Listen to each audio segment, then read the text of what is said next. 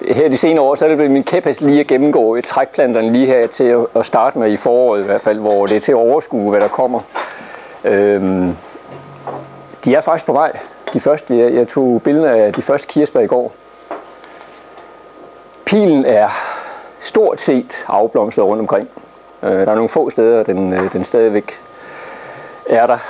Så den store både nektar og pollenkilde er ved at tørre ud nu i den her.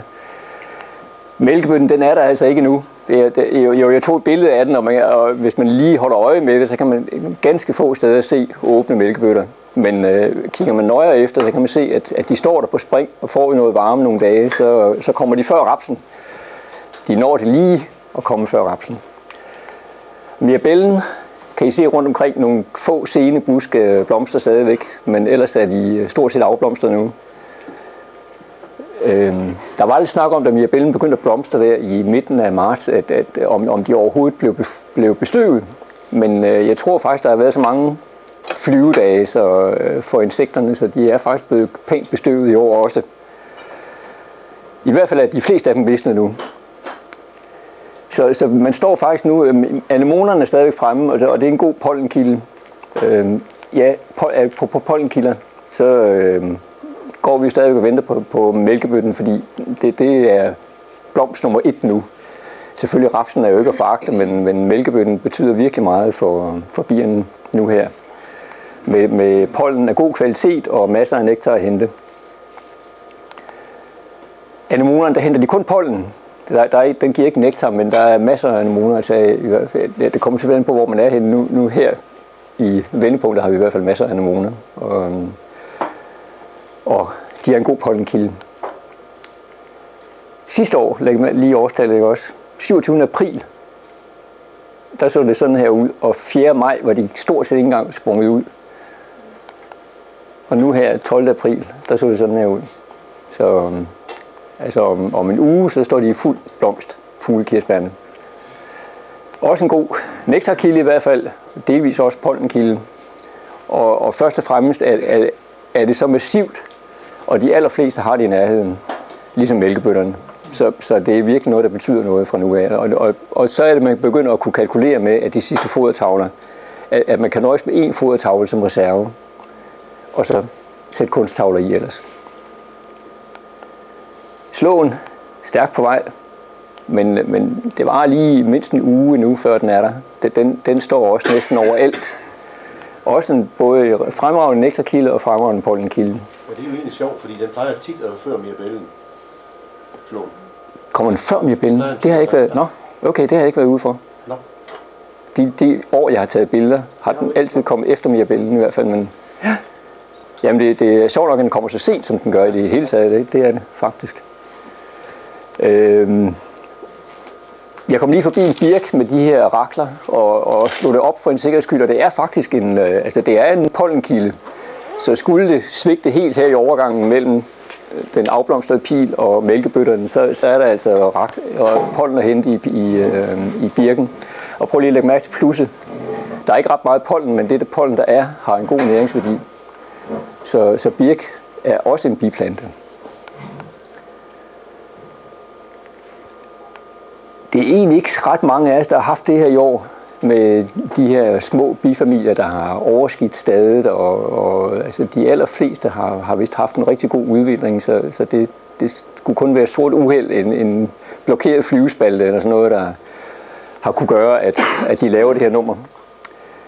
Men selvfølgelig skal man være opmærksom, hvis man har sådan en kasse, at man ikke bare lige sætter den oven på en anden for at slå den sammen med en anden, men sørger for at under alle omstændigheder give den, altså tage så mange rammer fra som muligt, og ny kasse, som den her også. Altså tømme så meget som overhovedet muligt. Der kom en fodertavle med.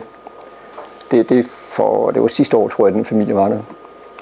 En fodertavle, og så ellers de 3 yngeltavler, som den havde, som man jo er nødt til at tage med, uanset hvor beskidt de er. Så lidt med som muligt, hvis den skal slå sammen med en anden, at det beskidte. Ny kasse, nye tavler, så vidt muligt. Og så, hvis den er lille, så trænger den godt sammen, indtil man kan slå den sammen med en anden familie. Altså på nuværende tidspunkt, der skal man ikke satse på sådan en familie. Den er helt klart alt for lille til, at den dur til noget resten af sæsonen. Så det find en og slå den sammen med hurtigst muligt. Hvis det er den eneste, de har, er det selvfølgelig, så må man prøve at få den på omgangshøjde, men det skulle være den eneste grund. Har I kun 2, og den ene ser sådan der ud, så slå dem sammen. Når den er så lille og sidder på 3 tavler, så bliver det ingen produktionsfamilie i hvert fald. Godt. Sammenlægningen, det så jeg derude. Det var da utroligt uskarpt. Det hjælper ikke ret meget. Der var lidt. Ja.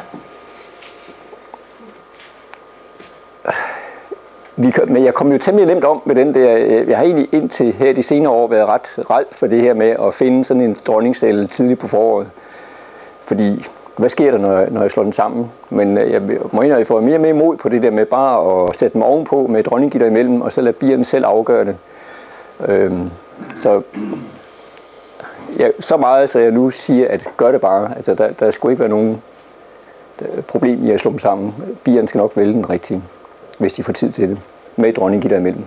Så dronninggitter på, og sætte dem oven på hinanden, og lad der gå 2, 3, 4 dage i en uge, og så ryste dem sammen, som vi så ude i bigården. Lad være med at lade dem sidde på de 2 kasser. De kan sagtens trænges ned på 1 kasse. Og det kan godt være, at I ugen efter skal ud og give dem et magasin på, men det er også, altså, så får de et rent magasin, rene tavler, og så starter de derfra. Og husk, at det er gamle bier, de allerfleste af dem, der sidder i sådan en sammenlagt familie også. Så i løbet af ganske kort tid, så falder bistyrken, indtil de får lavet nye.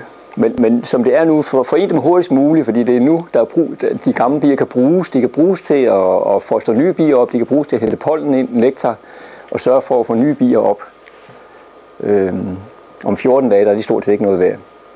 3 uger i hvert fald, så hjælper det ikke noget at slå dem sammen, fordi så er de udslidt, de bier, der er. Og det er også derfor, jeg havde lidt travlt med at få den familie slået ned derude, for at de gamle bier, der sidder, det er jo alle sammen, stort set alle sammen vinterbier. De i hvert fald, de sidste er lavet i februar måned. Ganske lille håndfuld er lavet i februar måned. Og resten det er gamle bier, så det er nu, de skal udnyttes, hvis de skal bruges til noget som helst. Og så kan jeg godt lide det med at holde dem adskilt, også med dronninggitter, uanset om jeg har mistanke om, der er en dronning eller ej, altså, og sætte dronninggitter i, fordi så går jeg rent bord. Alle tavler fra det sted, jeg kasserer, de bliver sendt til omsmeltning. Så har jeg kun 10 tavler for neden, som er dem, jeg vil bruge, som skal holdes som gamle yngeltavler hele sæsonen igennem. Ikke også? Jeg har prøvet nogle år at komme til at blande dem, så havde jeg pludselig 15 eller 16, 17 gamle tavler, og hvad gør man så? Altså, kan man så nå at holde øje med, at man får det hele udskiftet? Selvfølgelig kan man sige en sæson, hvor man ikke får udskiftet alle tavler, det kan måske være lige meget, men jeg kan godt lide, at der bliver gået fuldstændig rent bord. At alt, hvad der har været i brug året før, det når at komme ud i løbet af sæsonen. Det jeg har gjort nu, og det er at sætte enkelttavler eller 2 tavler. Hvis de er store nok, en dronetavle og en kunsttavle, 2 kunsttavler måske. Altså lige så stille få udfaset de gamle fodertavler, der sidder her bag til. Og som det er nu, altså når mælkebønnen er på vej, så 2 kilo. Jeg havde nogle bier med hjem. Så en 2 kilos fodertavle, det er rigeligt fra nu af, når mælkebønnen er så tæt på at blomstre. Efter den opgørelse, vi havde sidste gang, der havde vi en oversigt over, hvad de bruger i april måned. Det er 4,5 kilo, 5 kilo. De bruger i hele april i et normalt år. Og nu er vi igennem halvdelen, og de store trækkilder er begyndt at vise sig. Så 2 kilo det er nok fra nu af. Så i princippet kan I godt rydde alt foder ud, undtagen en restfodertavle. Kunsttavler op mod ynglejeget, kunsttavler op mod ynglejeget. Det er simpelthen ligesom en dronetavle op mod ynglejeget. Det er alt sammen, det foregår, det er om at vide, hvor ynglejeget er. Og uanset hvad Ejner siger med forsejlet yngle, så er det en god idé at kunne se æggene også, for ikke at komme til at skille ynglejeget ad.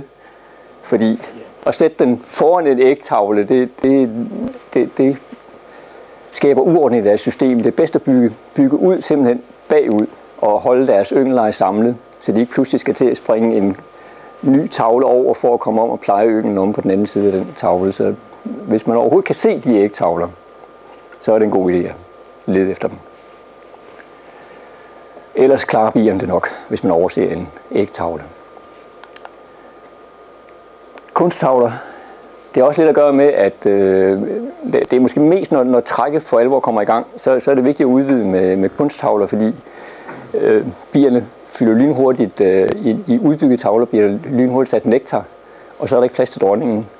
Men dronningen kan nå at følge med. Hvis de lige udbygger, så lægger hun æggene nærmest i hælene på det hold, som lægger sidste hånd på værket.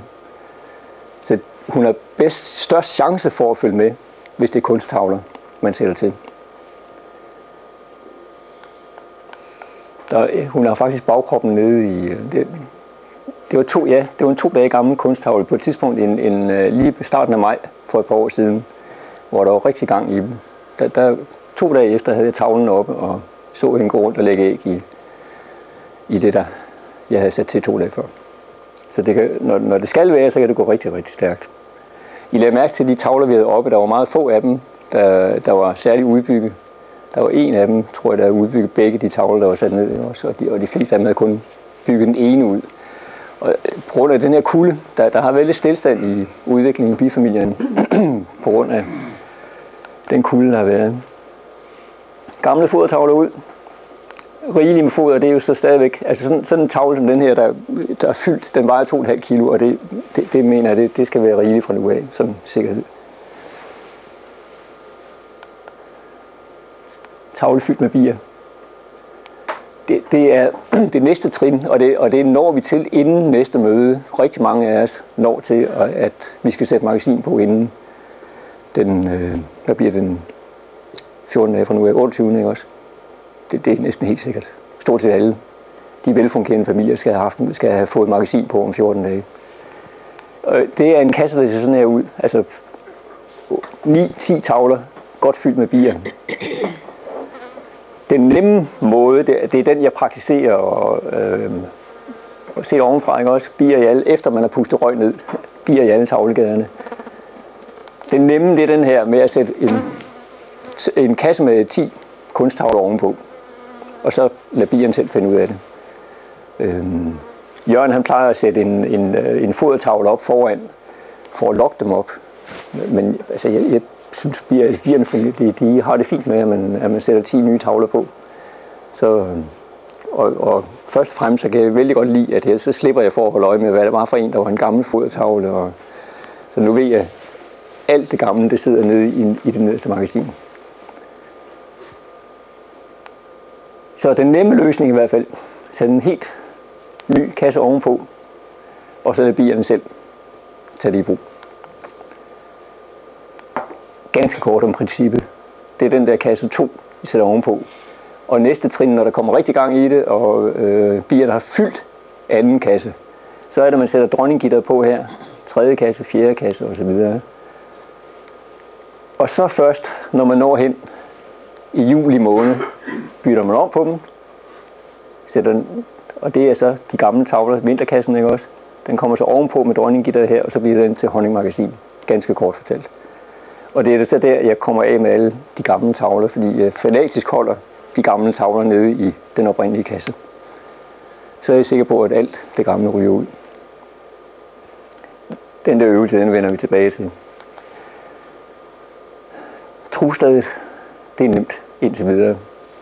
Der er jo plads. Der behøver man ikke tænke i magasin forløb i hvert fald. De fleste trosteder kan rumme de der 16, 17, 18, 20 tavler. Så indtil videre er der plads nok at gøre med. Men hold øje med dem også. Altså som sagt, så er det der mest gang i det mit trosted deroppe. Så det kan sagtens være dem, der rykker. Godt. Dronetavle, 2 kunsttavler. Og i sidste ende er det magasinet her i trostedet. Og det kan trostedejerne selvfølgelig også sagtens komme ud for. Dronninggitter ligger hernede. Og så er det igen det med trosteder, at der skal man jo, den udskiftning i trostederne er noget mere kompliceret. Der tager man nogle få yngeltavler med op ad gangen og udfaser efterhånden. Man kan ikke flytte hele yngellejet op i det her kolde magasin. Så der tager man 2, 3, 4 yngeltavler med op første gang, man sætter magasin på. en måned før man regner med at høste. Så det er faktisk den første gang, man sætter magasinen på, at man allerede løfter ynglen op i trugstaderne. Så det kan godt være, at man allerede kommer til det nu her. Hvad så, Ejner? Nå, jamen, du snakker om det der med trugstader. Der lader man bierne bygge ud, og så tager de nye tavler om foran, så de trækker de gamle hen bagved. Og når man så kommer til indvindringen, jamen så indvinder de på de 8-9 tavler. Og de skal sammen være nye. Man fornyer jo foran. Så trækker de gamle tavler tilbage. Og så du har gjort det nede i truget også, da du havde trugstader? Man kan godt forny dem for at give dem, men... Ja, ved at sætte kunsttavler foran. Ja. Både foran og dem bagved, og så bytte lidt på det der. Ja. Så træk de gamle tavler tilbage. Så du har ikke taget alt op i magasinerne i gamle, da du havde trugstader? Jeg tager ikke dem op i magasinet. Nej. Ja, jeg har kørt det hele op i magasinerne, i trugstaderne. Så... Hvad gør du? Du slår ikke efter. Jamen, det skal man ikke gøre. Jeg vifter bare. Det vinkede til. Jeg hævede dem op i magasinerne, ikke også? Altså, det må jeg sige, det er det, jeg har læst mig til også. Altså, hævet op i magasinerne, ikke også? Ja, godt. En ganske kort gennemgang af dronetavlen. Varroamiderne. Vi har haft den i over 25 år efterhånden. Ja, man kan sige ganske kort, at vores bier passer ikke til varroamider. De har ikke nogen forsvarsværk over for dem, som vi alle sammen ved. Der, hvor varroamiden stammer fra, der har den sydøstasiatiske bi haft forsvarsværker. Den har kunne sværme, når der kom for mange varroamider, og den har haft renseadfærd, som har holdt varroamidtrykket nede på et niveau, den kunne tåle. Plus at det her med sværmning, flugt ved sværmning, hvis trykket blev for stort, har kunne holde den i live og gjort, at den kunne leve med varroamiden. Vores bier kan ikke endnu. En asiatisk bi med en varroamide på ryggen, som I er irriteret over, den gør sådan her. Og får de andre til at pusse. Og viser den der er noget der på ryggen, ja. Og så bider den anden varroamiden af. Men den slår den ikke ihjel? Ja. Så har man prøvet at sige, hvad så hvis nu, jeg har prøvet på, om man kunne få dem til at parre sig, den europæiske honningbi og den asiatiske bi. Det kan man ikke, de er for forskellige. Ja. Så har man prøvet at se, hvad sker der så, hvis man putter den europæiske bi sammen med den asiatiske bi? Kan det så hjælpe? I samme sted? Ja. Men det, da den europæiske bi gør sådan her, så ignorerer den asiatiske bi fuldstændig. Ja. Og det vil være for meget håb på, at europæisk honningbi kan nå at blive avlet til at have den adfærd, ikke også?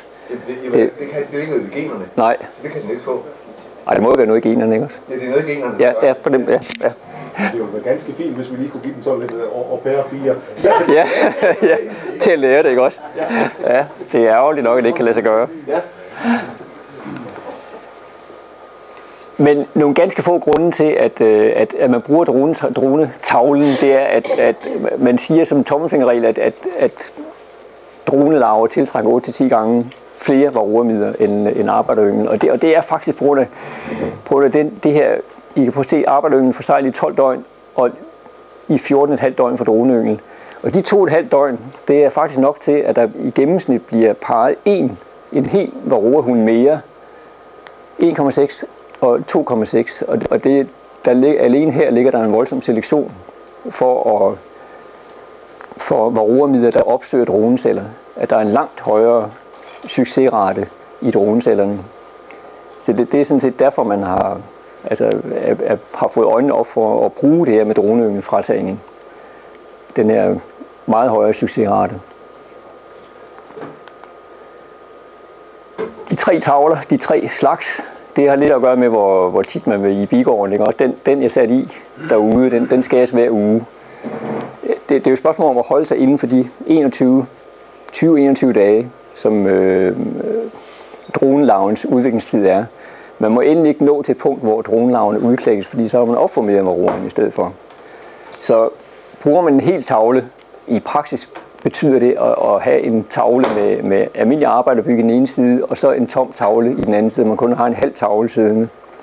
Man sætter ikke en helt tom tavle, det er fuldstændig skyde over målet. Jørgen for eksempel, når han har lavet dronefraskering, så har han taget en halv tavle og skåret vokset væk. Og så bygger de dronevoks på den halvdel. Og så resten er almindelig arbejderbyg. Så man kan også bruge en todelt tavle, hvor man skærer skiftevis hver 10. dag, så har man stadigvæk 20 dages cyklus. Eller den tredelte tavle 21 dages cyklus. Dronens udviklingstid, den er mellem 20 og 28 dage, afhængig af vilkår og så videre. Så I kan godt se, at når det virkelig kører, så skal man ikke være ret meget forsinket, før at dronerne når at klække, inden man har høstet den, hvis man følger den der 21 dages cyklus. Bierne skal selvfølgelig have bygget tavlen først. Dronningen skal have lagt æg i den. Men det kan ske inden for et døgn til 2 døgn. Så man har ikke ret meget forsinkelse at løbe på. Man må ikke udsigte 4 dage for eksempel og passe en tredelt dronetavle. Så risikerer man, at den... Så kører man dronetavle, så skal de passes. Ellers opformerer man.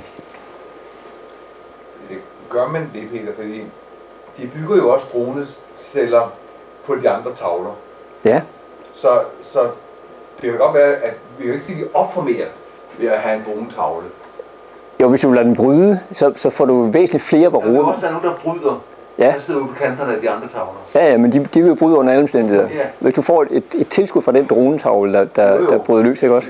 Ja. Så alt andet lige får du... Det er som om vi nærmest opformerer, vi gør det endnu værre ved at have en dronetavle. Det gør vi vel ikke, for bierne bygger vel ikke flere droner, lægger vel ikke flere droneæg, end de virkelig har lyst til.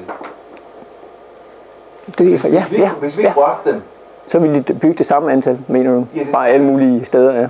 Ja. Det er rigtigt, altså. Ja, men du giver dem en tom tavle, så se, hvad de laver. Det er jo droneyngel. Ja. Hvis du sætter arbejder voks i, så er de forhindret i at bygge. Men de vil også lave droneyngel der. Nej, kun i kanterne. Det er meget i forhold til, men hvorfor laver de har jo en eller anden idé om, at vi vil have så og så mange droner. Ja, og de vil have mange flere droner, end du ønsker dig. Ja. Og derfor sætter du bredde tavler i. Nå, altså forhindrer man den, ja. Men altså det er klart, når udbuddet bliver større, så kommer andelen af kønsmålene, eller parrede varroer lige også. Det er klart. Du tror, at de laver flere droner, fordi vi sætter dronetavler i? Ja. Eller laver de flere droner, fordi vi sørger for, at der ikke er nogen, at der er mange droner, der ikke altså, hvis de har tilgang til at bygge dronevoks hele tiden, så er de ikke så forhippet på at lave dronebyg rundt omkring alle mulige. Nej, det er klart. Nej. Fordi de har en idé om, hvor mange de vil have. Ja. Men der er grænser for, hvor meget de kan komme til i et normalt sted, hvor der er arbejderbyg over det hele. Og hvis de vil, så gør de det. Man kan godt se det hos folk, der ikke har dronetavler, at der bliver lagt op for oven på, altså alle steder bliver bygget ud med ude i hjørnerne, ikke også? I kanterne bliver der voldsomt bygget ud med dronelarver. De vil jo gerne have men det bliver 100-1000 droner i en familie. Ja.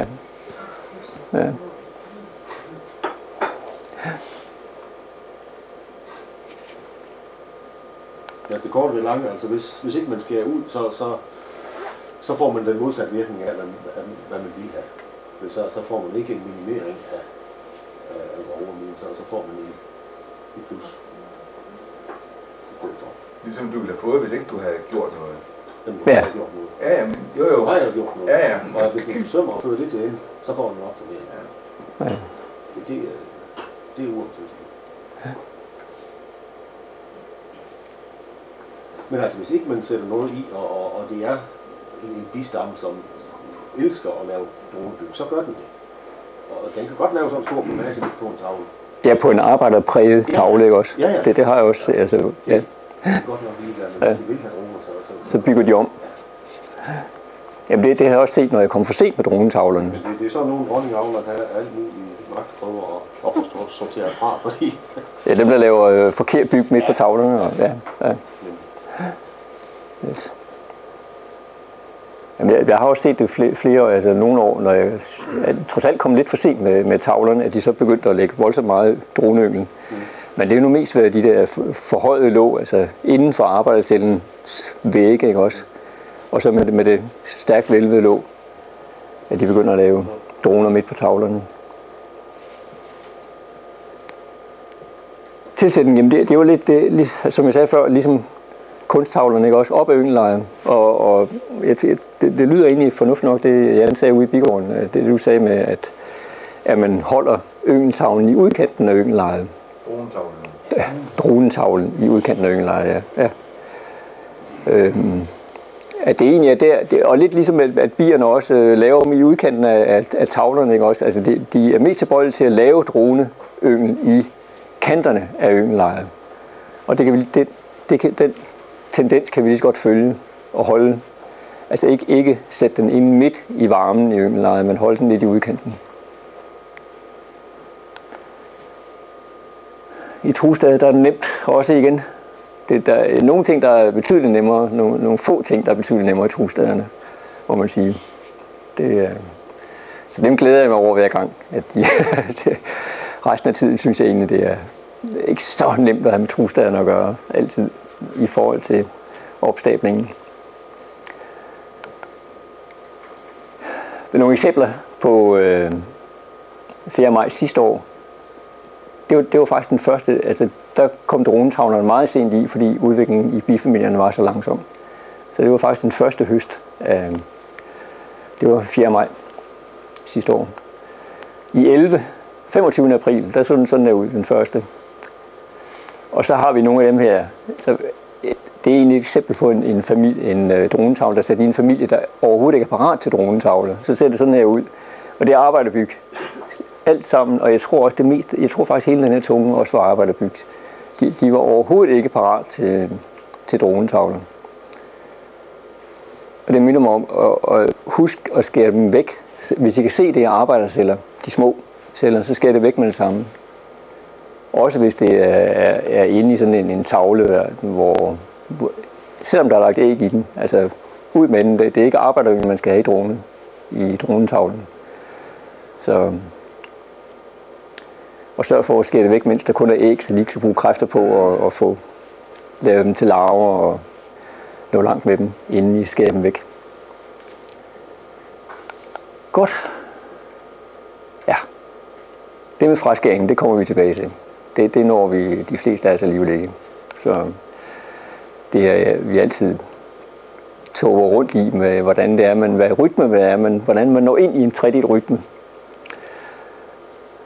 Det er sjovt, det er altid noget, hvor der os alle sammen vanskeligheder, hvordan det er, man når til en cyklus på 3 tavler, hvor man har gammel yngel, nyere yngel og så helt frisk.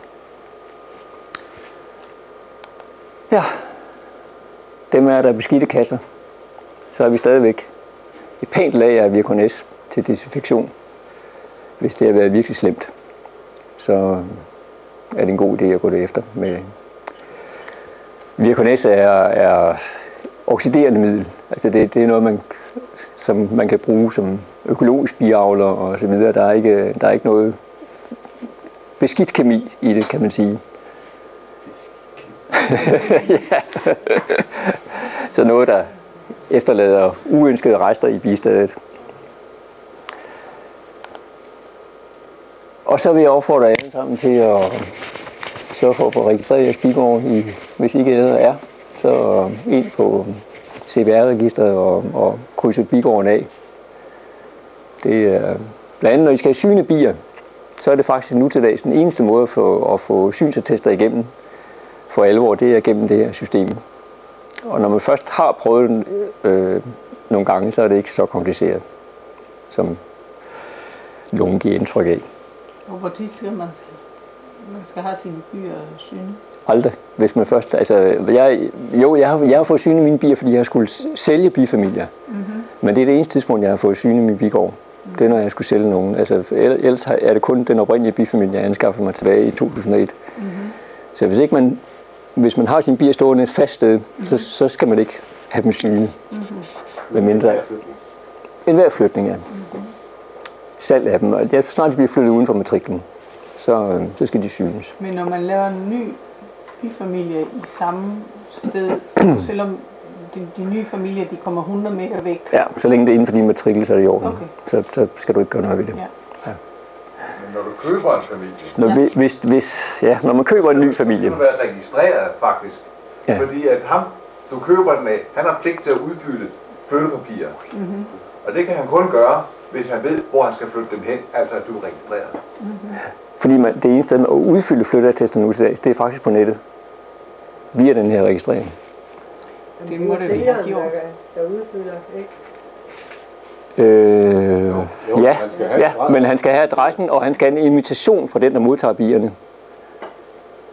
Altså, hvis du skal købe en bifamilie af Peter for eksempel, Ja. Så får man selv ind og oprette sig. så skal du ind og oprette dig, og så skal du på nettet bestille et syn hos Peter. Så får han en mail om, at han er inviteret til at syne bier for dig.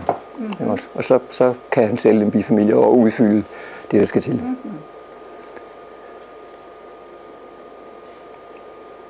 Jeg skal, Det er kryptisk, ikke? jeg vil godt lige, jeg tror lige, jeg vil prøve at bladre frem. Ud i praksis, Peter. Sidst skal have nogle flyttertester. Papirtester, fotokopier af dem.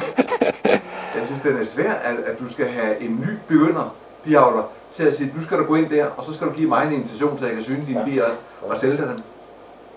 Hvis man kører 25 bifamilier hen, der skal ekspederes sådan en aften, så det kan man ikke. Nej, det kan Man sgu ikke. Nej, det er nemt. Altså, når man har oprettet sig, så nu står jeg, det er, beklager størrelsen, men jeg kan oversætte. Her står de 2 bigårde, jeg står som bestyrer af, altså skolebigården og min egen bigård, ikke også? Hvis man skal bestille syn, så markerer man, og så står der her, hvad er det nu, der står? Jeg skal lige få stået op, så man kan se det. Der står opret aktivitet, ja. Og det er den der opret aktivitet, som er lidt svær at kringle, hvis ikke man lige ved det. Ikke også? Man markerer sin bigård, og så trykker man på opret aktivitet, og så kan man skrive syn bestilt af biavler. Så går man videre til, så kommer den her linje frem med bigården, og så står der her, vælg kyndig. Og den vælger man så, der vælger man kyndig, så kommer der, Hvis man skal sælge eller få den flyttet. hvis man skal købe en bifamilie.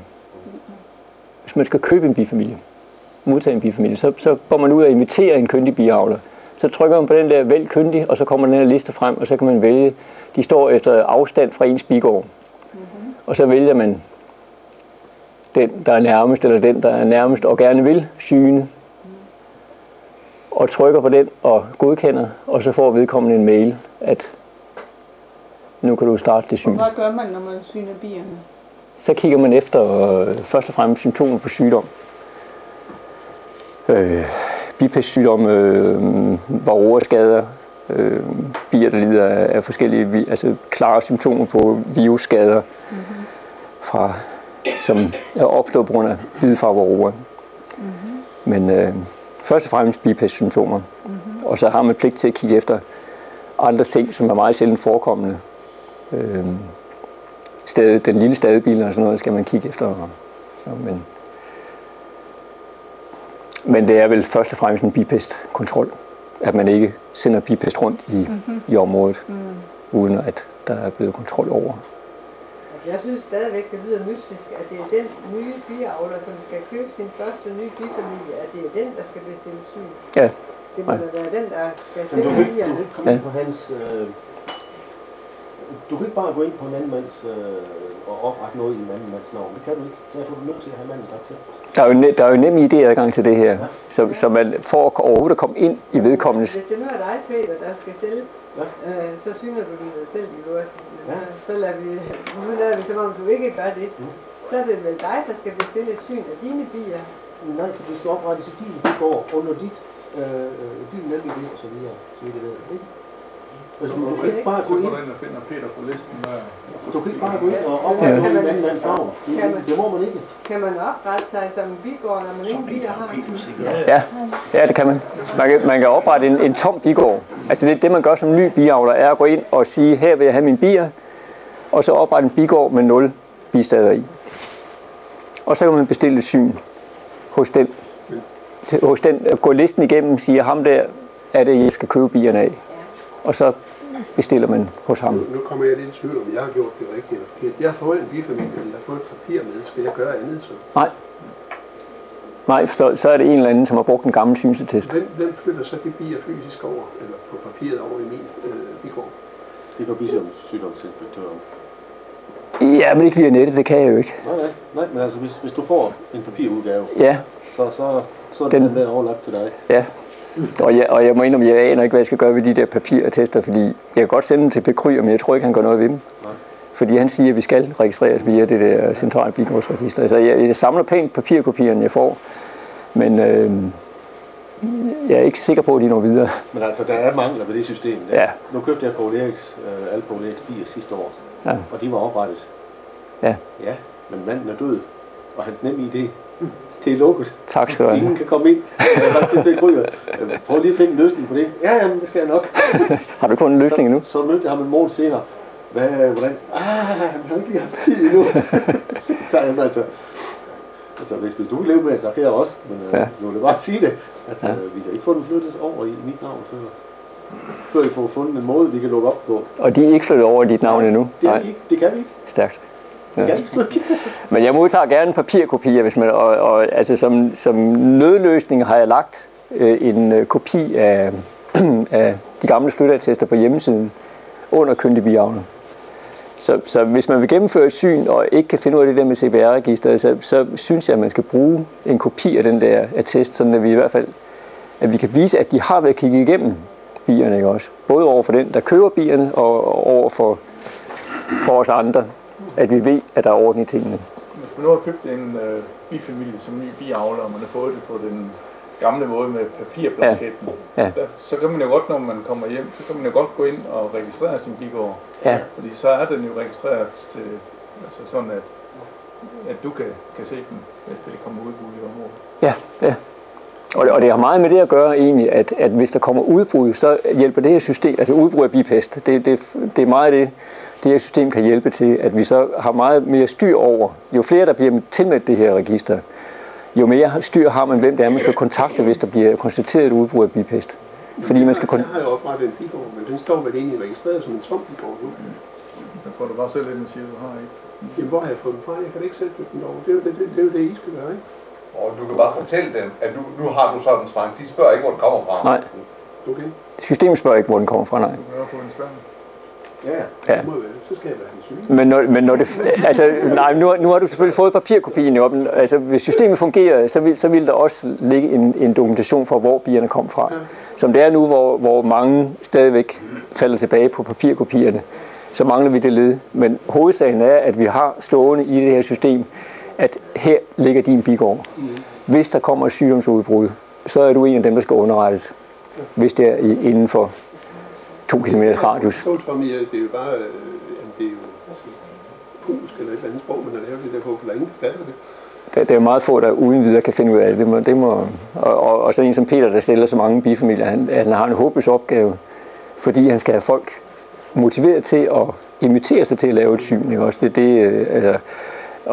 det tager jo 5 gange så lang tid for ham at følge det op, når andre skal registrere sig og invitere ham og sende mail frem og tilbage. Ikke? Også frem for bare lige at skrive, hvad adresse har du, og skrive det ned. Det er jo lynhurtigt gjort med de gamle attester. Ikke? Også. Det kan man ordne hjemmefra. Det kan man ordne hjemmefra, ja. Det skal ordnes mens. Så. Jeg vil jo sige, lige i øjeblikket, den praktiske løsning, det er i virkeligheden, får du en flytteattest, du har fået dine bier, ja, så kan du så sende hjem og registrere dig. Ja, det er nemlig nemt. Ja. Det er nemt. Når vi skal til lidt mere aktiviteter, så det bliver svært at uigennemskueligt, ikke? Men det er meget nemt at oprette din egen bigård, og det er meget nemt at sige, at jeg har 2 familier, eller du behøver ikke engang at sige, hvor mange familier du den har. Nej. Jamen i øjeblikket står den som en bigård. Ja. Men gå hjem og fortælle den, at nu har du altså fået... Men så en som Poul Erik, han havde oprettet alle sine tomme, eller med 1 bifamilie, ikke også? Nej, det tror jeg ikke. Og jeg tror kun, der var 1 bifamilie. Jeg tror, der var 10. Og det kan godt være, der var 10 med alle sammen, ja. Men han gik ikke op i, hvor mange. Nej. Altså, så. Men altså, det er jo også mere med, at man ved, at der er en bigård. Det er det, der er det vigtige. Det er jo underordnet. Fuldstændig underordnet. Systemet vil vel og mærke ikke acceptere, at man flytter bifamilier fra en bigård, som ikke findes i antallet der. Så hvis man flytter flere, end der er i bigården, så er systemet vrøvl. Så dem... Ja. Jeg var begynder sidste år. Jeg synes bare ikke, at vi fik noget lige om, at vi skulle gå ind og oprette os, at vi havde en bigård. Nej, men sidste år, da du startede, der vidste vi ikke, at det blev obligatorisk, at de afskaffede papirattesterne. Okay. Det kom som noget af en overraskelse, vil jeg sige, at man ikke havde den mulighed længere, ikke også? Ja, okay, men det vil sige, de nye, de får altså de rent faktisk skal registrerer sig ikke? Ja, skal og skal. Jamen, altså, ja, vi opfordrer stærkt til det, blandt andet for at have styr på, hvem vi skal underrette, hvis der kommer sygdomsudbrud. Også. Det er meget nemmere, end at skulle finkæmme et område, hvor der står en eller anden bigård, som måske er der, og måske har nogen hørt om den. Det kommer vi nok til alligevel, fordi det er bestemt ikke alle, der har lyst til at lade sig registrere, men Ja, det er 4-5 år gammel, men det fungerer endnu. Men altså det, der er det smarte, når det fungerer, og det så vi jo nede hos os, hvor vi havde bipæst sidste år, at pling, så snart det blev registreret over i Flakkebjerg, så fik de bigårde, der var i omkring, så fik de en mail. Der er bipæst i nærheden af dig. Og det er jo smart. Og det vil vi jo alle sammen gerne have. Den mail der. Det er jo ubehageligt at få at vide, så bipæst er noget, som vi går sådan og det er lidt flovt på en eller anden måde, synes vi, at få bipæst, ikke? Der er ikke hvor flovt i det, men altså, vi går ikke og snakker højt om det. Hvis Peter han en dag fik bipæst, I kan tro, han holdt sin kæft, ikke? Fordi det kunne ødelægge hele hans forretning nærmest. Sådan er det bare, og det kommer vi lidt ud over det der, i det øjeblik, de bliver registreret, så får alle, som der har gavn af at vide det, så får de besked på en mail. Hvad gør man så, hvis det er bipæst? Hvad gjorde I så? Så skal vi komme og kontrollere, om der er bipæst i området. Jeg skal organisere, at alle bifamilier inden for 2 km radius bliver set igennem for bipæst. Inden for en eller anden tidsfrist. Så kan du godt se, okay, der var en bifamilie der, 1,5 km væk, der fandt vi en familie mere. Okay, så udvides jo området mere og mere, og til sidst så har vi fået det indkranset sagt, og i det område der må der ikke flyttes bier. For det første skal de bier behandles, det vil sige bliver slået ihjel, og for det andet så må det ikke flytte bier fra det område af. Før behandlingen er sket. Stoppet. Ja. Før behandlingen er sket jo. Altså i det øjeblik, man har synet alle bierne, og behandlingen er sket i den bigård, pesten er, så må der flyttes.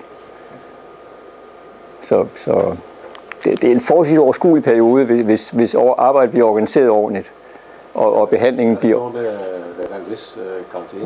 Nej. Er det ikke længere? Nej. Altså er behandlingen sket, og bierne udryddet. Ja, nu skal man slå bierne ihjel, ja. Det skulle man så ikke før i tiden. Men som det er nu, hvis de familier, hvor man har konstateret bipest, er blevet slået ihjel, og resten, så må alle de andre, som er blevet frikendt, de må flytte. Okay. Så...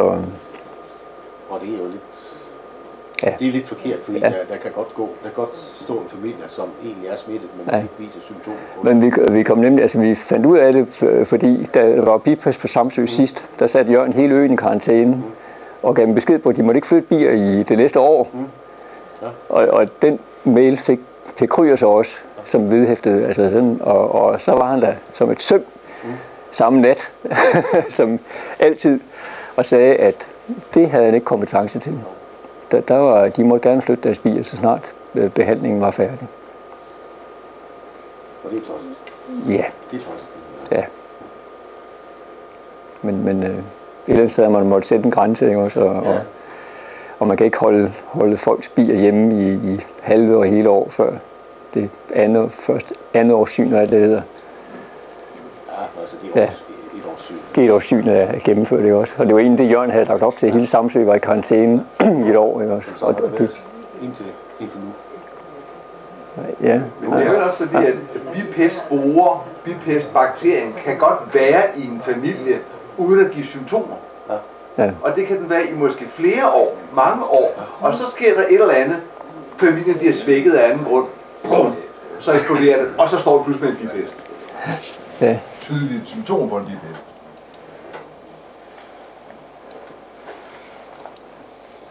Jeg skal bare tilbage til det her, fordi nu vi snakket... Hov. Hvad søren? Skal vi hjem nu? Nej, det var fordi jeg kom til at ramme en knap, der betød, at man blænder. Den vidste jeg ikke var der. Hold da op. Det var jo god nok at vide til en anden gang. Det var egentlig CPR-register, der var udgangspunkt for det her om bipesten selvfølgelig. Men dem af jer, der ikke har registreret jeres bigård, prøv at gå hjem og opsøge det CPR-register. Hvis I ikke lige kan finde det, så er der link på forsiden af hjemmesiden. Egentlig, Peter, var det jo smart, hvis vi lavede et stykke papir, der siger, gå ind www, gå ned i det punkt, Ja. så vi fik en helt klar, enkel opskrift. Hvis du skal have oprettet en bigård, så følger du de 3 eller 5 punkter. Ja, det vil jeg skal bare have en, der ikke har oprettet sig endnu, fordi det ser anderledes ud, når jeg opretter. Når jeg går ind i systemet nu, hvor jeg er oprettet, ikke også? Ja, det kunne være, at jeg skulle gå ned til min mor og oprette som biavler. Så, ja, med Tom Bigård nede i Møllegården. Jeg er ikke oprettet. Du er ikke oprettet? Nej, så vi kan lave det. Der er noget med screenshots og alt. Ja. Du snakker vi lige. Ja, godt. Yes. Det er foreningsformanden ikke oprettet. Hvad siger du? Foreningsformanden er ikke oprettet? Nej. Det bliver nu. Ja. Som skoleeksempel, ja. Og til dem, der er ny i samlingen her, så lægger vi en 20'er, når vi får kaffen, inden vi går. Så tak for det imponerende fremmøde. Vi troede, at det blev et lille møde i år, fordi det var påskeferie. Det var dejligt at se så mange mennesker. Så også alle jer gæster. Det var rigtigt. I er meget velkomne en anden gang. Tak.